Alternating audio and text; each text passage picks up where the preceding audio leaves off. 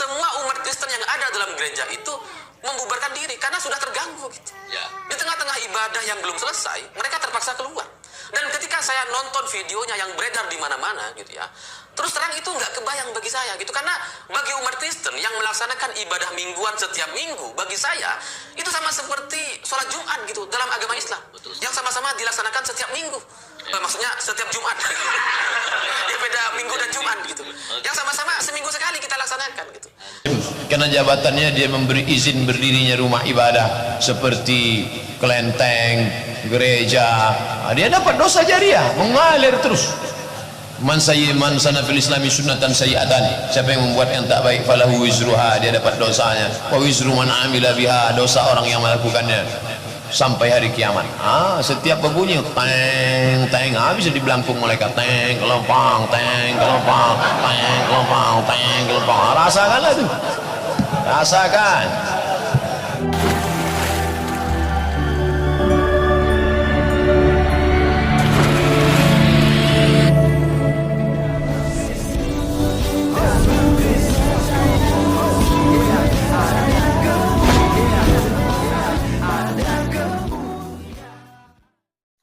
Salam Elechem Bisem Yeshua Hamasyah. Salam damai sejahtera di dalam nama Tuhan Yesus Kristus untuk kita semua. Pada video kali ini teman-teman sekalian, mari kita menonton ya video daripada seorang muslim yang menurut saya juga adalah hal yang baik ya, seperti yang dilakukan oleh beberapa orang seperti Gus Arya, ada dari Cokro TV juga, kemudian ada dari si Gondrong ya, ada Gondrong. Kemarin saya tonton beberapa sebenarnya sih teman-teman ya dari umat muslim yang kemudian berkomentar, memberikan sebuah kritikan ya keras ya bagi orang yang menghentikan ibadah ya di Bandar Lampung ya. Jadi teman-teman sekalian, kita tidak perlu nonton cuplikan video itu karena tentu saja udah beredar sekali. Tetapi satu hal yang saya bagikan adalah edukasi yang disampaikan oleh umat muslim sendiri ya, bahwa ini sangat mengganggu sebenarnya ya, apabila itu terjadi kepada agamanya ya, itu ya mereka marah, pasti emosi gitu ya. Nah, jadi bagaimana dengan orang-orang Kristen ya, mereka selalu sabar, mereka malahan menghentikan gitu loh secara lemah lembut, karena itu yang diajarkan oleh Alkitab kepada kita teman-teman sekalian ya, supaya kita mengasihi gitu ya, mengasihi musuh, mendoakan orang yang menganiaya kita. Kita tidak boleh menyakiti dan kita tidak boleh menuntut pembalasan. Kita tidak boleh kalah terhadap kejahatan, tapi kalahkan kejahatan dengan kebaikan. Nah teman-teman sekalian, mari kita langsung saja untuk mendengarkan videonya berikut ini. Viral video pembubaran pelaksanaan ibadah. Jadi ada sekelompok orang umat Kristen yang sedang melaksanakan ibadah mingguan, tiba-tiba di tengahnya muncul satu sosok makhluk pakai kaos warna biru yang memaksa masuk ke dalam gereja dan membubarkan pelaksanaan ibadah umat Kristen ini. Jadi dia maksa masuk, terus kemudian dia bilang stop, semua tutup, semua bubar, semua keluar. Akhirnya semua umat Kristen yang ada dalam gereja itu membubarkan diri karena sudah terganggu gitu. Di tengah-tengah ibadah yang belum selesai, mereka terpaksa keluar.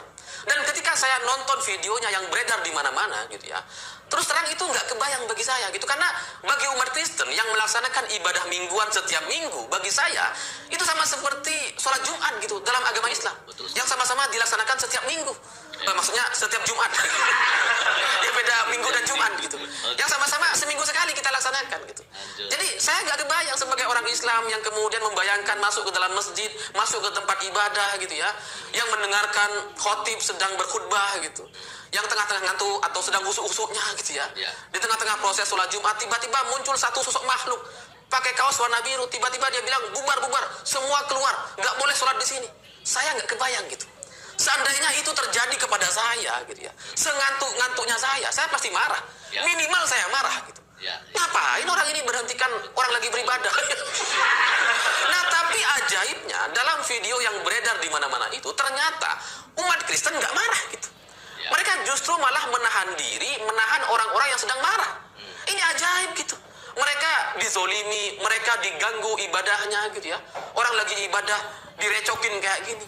Tapi kemudian yang sabar mereka umat Kristen, yang emosi makhluk ini. Warna biru ini. Yang katanya belakangan dia ketua RT di sana. Wah, semua bubar. Wah, nggak boleh.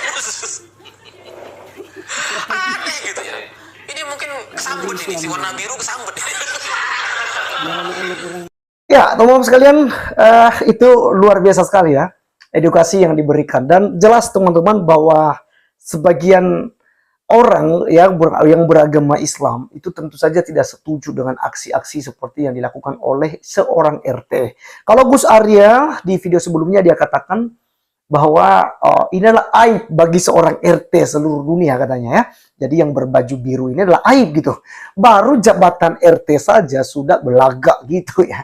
Maksudnya apalagi kalau jadi camat, apalagi kalau jadi bupati gitu loh. Apa yang terjadi kepada orang Kristen yang ada di Bandar Lampung? Ini masih jabatan RT saja ya. Nah teman-teman sekalian, tentu saja ini nantinya akan diproses oleh pihak kepolisian. Ya jadi bagi saya sih ya, kalau hanya ditegur, dimediasi, diselesaikan, lalu nanti diurus ujung-ujungnya izin gereja tersebut. Apa gunanya, kita udah bosan seperti itu sebenarnya. Ya, tapi sudahlah ya, biarkan saja. Karena memang itu adalah ujian iman bagi seorang Kristen ya. Ya seharusnya sih kalau negara ya mau tegas, ya orang seperti ini ya harus ditindak dengan tegas gitu ya. Harus dipenjara minimal 2 tahun 3 tahun lah dalam penjara. Ya karena itu mengacaukan, sesuai juga dengan apa yang disampaikan oleh Pak Presiden Jokowi bahwa jangan main-main gitu ya. Semua agama punya hak yang sama, kebebasan di Indonesia untuk beribadah ya. Dimanapun dia beribadah, yang penting ibadah gitu loh. Mau ibadah di rumah, mau ibadah di gereja, mau ibadah di pondok mana, itu silakan gitu loh. Karena ibadah gitu loh, harus dihargai agama itu. Karena ya semua agama menganggap dirinya benar. Ya jadi sebenarnya gini teman-teman sekalian, adalah satu ilustrasi begini loh. Ya, atau bukan ilustrasi ya, sebuah pertanyaan. Apakah iblis itu ya anti dengan agama? Yo. Iblis anti enggak dengan agama? Tidak. Justru iblis menganjurkan supaya orang beragama. Karena di situ iblis bisa kerja keras.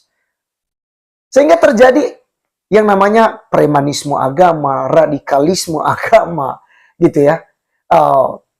Premanisme gitu. Kenapa bisa terjadi demikian teman-teman sekalian? Ya karena iblis yang memanas-manasin. Oh, kamu itu paling benar loh. Agamamu itu dikatakan tidak boleh makan babi. Lalu dia makan babi. Ya kalau kamu biarkan dia, ya Tuhanmu akan marah dengan kamu. Kamu harus marah dengan dia. Kamu harus larang dia, gitu. Ya, kalau ada ibadah agama lain itu kan dia ibadahnya kepada itu, kepada berhala. Ibadahnya itu kan bukan kepada Tuhanmu. Ya, jadi kamu harus menghentikannya. Nah, ini cara iblis. Ya. Sebenarnya agama teman-teman sekalian, tidak, agama kacau. Agama itu kacau teman-teman sekalian. Ya. Jadi apa jadinya kalau tidak ada agama? Kacau. Kacau balau, perang terus-menerus, baku bunuh gitu. Itu yang akan terjadi. Sehingga ada agama. Agama itu diciptakan. Ini perspektif Kristen. Saya tidak bisa paksakan dengan agama lain. Tapi perspektif Kristen. Agama diciptakan. Agama dibentuk. Ya, itu untuk ya menjadikan manusia berakhlak mulia. Supaya manusia tertib. Tahu mana yang baik dan mana yang tidak baik. Tahu mengasihi. Tahu menyayangi. Tahu untuk berbagi kepada sesamanya. Itu tujuan agama. Karena dalam perspektif Kristen, agama sama sekali tidak menyelamatkan Anda. Agama tidak membawa Anda dalam kerajaan surga. Agama tidak pernah memperbaiki hubungan Anda dengan Tuhan yang sudah rusak oleh manusia pertama. Tapi yang membawa Anda ke surga adalah iman Anda, kepercayaanmu kepada Tuhanmu. Ya, kita sebagai orang Kristen, Tuhan kita adalah Tuhan Yesus Kristus. Kita percaya bahwa tidak ada juru selamat lain di luar daripada Tuhan Yesus Kristus. Tidak ada nabi, tidak ada rasul, tidak ada imam, tidak ada tokoh agama manapun yang berani berkata, akulah jalan, kebenaran, dan hidup. Tidak ada seorang pun yang datang kepada Bapa kalau tidak melalui aku. Hanya Yesus Kristus, sekali lagi, hanya Yeshua HaMashiach yang berani mengatakan, akulah jalan, kebenaran, dan hidup. Dia adalah Allah sejati. Dia adalah Allah yang menjelma menjadi manusia. Melalui dialah kita dibenarkan. Dalam Roma 5 ayat 19 berkata, jadi sama seperti oleh ketidaktaatan satu orang, semua orang menjadi orang berdosa. Tetapi demikian juga oleh ketaatan satu orang, yaitu Yesus Kristus, semua orang menjadi orang benar. Saya dan saudara dibenarkan karena Tuhan Yesus Kristus. Saya dan saudara diselamatkan oleh Tuhan Yesus Kristus. Saya dan saudara akan beroleh hidup kekal karena melalui Tuhan Yesus Kristus. Di luar Yesus, Anda tidak akan memperoleh itu. Itu perspektif iman Kristen.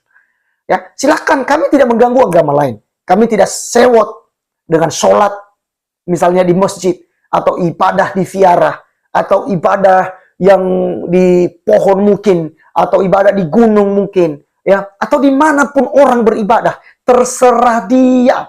Tidak ada urusan kekristenan. Orang Kristen tidak suka ganggu kepercayaan agama lain. Silakan gitu. Tapi jangan juga paksakan kami untuk ikut kepercayaan Anda, ritual Anda, ritual agama Anda. Jangan paksakan kami sebagai orang Kristen. Karena kita masing-masing. Itu iman Kristen. Jadi kalau dikatakan agama damai, saya buktikan itu adalah agama Kristen. Di mana ada orang Kristen di Indonesia ini yang demo-demo? Di mana ada orang Kristen yang sampai berkelahi di dalam gereja gara-gara itu? Seperti yang kemarin terjadi itu di Bandar Lampung. Ya, seorang ya motivator tadi ya, atau seorang YouTuber tadi, dia katakan begini, saya tidak kebayang kalau itu terjadi kepada saya, kepada agama saya. Demikian juga Gus Arya. Ya, dia adalah seorang muslim loh. Seorang Gus, dia juga katakan, bagaimana kalau saya sedang sholat, sedang sujud, lalu tiba-tiba ada orang bubar, hentikan. Apa yang terjadi gitu loh. Tapi lihat orang Kristen, sampai orang Islam kagum loh dengan ajaran Kristen. Ya, luar biasa sabarnya minta ampun. Sabar, jangan marah-marah. Penyelesaian persoalan itu bukan seperti itu. Lihat ibu-ibu itu. Walaupun ibadahnya sudah dikacaukan, terpaksa menghentikan ibadah loh. Sebenarnya belum selesai, tapi mungkin doa penutup lah. Pendeta, cepat-cepatlah kita berdoa. Penutup tidak apa-apa, Tuhan maklum. Kita harus atasi dulu makhluk satu ini. Jadi teman-teman gitu. Jadi ingat, Tuhan Yesuslah yang akan membalaskan setiap kejahatannya. Orang Kristen diharuskan untuk mengasihi. Matius 5 ayat 14 berkata, kasihilah sesama manusia. Berdoalah bagi musuhmu. Jangan mengutuk. Itu ajaran Tuhan Yesus. Ya. Kasihilah musuhmu. Berdoalah bagi orang yang menganiaya kamu. Itu terus ditegaskan oleh Tuhan Yesus Kristus. Ya. Jangan mata ganti mata. Ya. Darah ganti darah. Tidak ada lagi hukumnya dalam kekristenan itu. Tapi hukum Kristen, kalahkan kejahatan dengan kebaikan. Makanya dalam Roma, pasalnya yang ke-12, ayat 19 sampai 20 di situ, jelas dikatakan bahwa jangan engkau sendiri menuntut pembalasan, tapi berikan hak kepada Tuhan untuk membalaskannya. Jika musuhmu lapar, berilah ia makan. Jika ia haus, berilah dia minum. Jika ia membutuhkan sesuatu, berikan, tolong dia. Dengan demikian, kamu sudah berbuat baik kepadanya dan engkau sedang menumpukan bara api di atas kepalanya. Dia sendiri akan sadar nanti. Demikian kepada orang yang menjolimi kita, yang membatalkan ibadah kita. Doakan dia. Ya. Terima kasih teman-teman sekalian sudah menonton sampai selesai dan sampai ketemu di video berikutnya. Tuhan Yesus memberkati. Salam.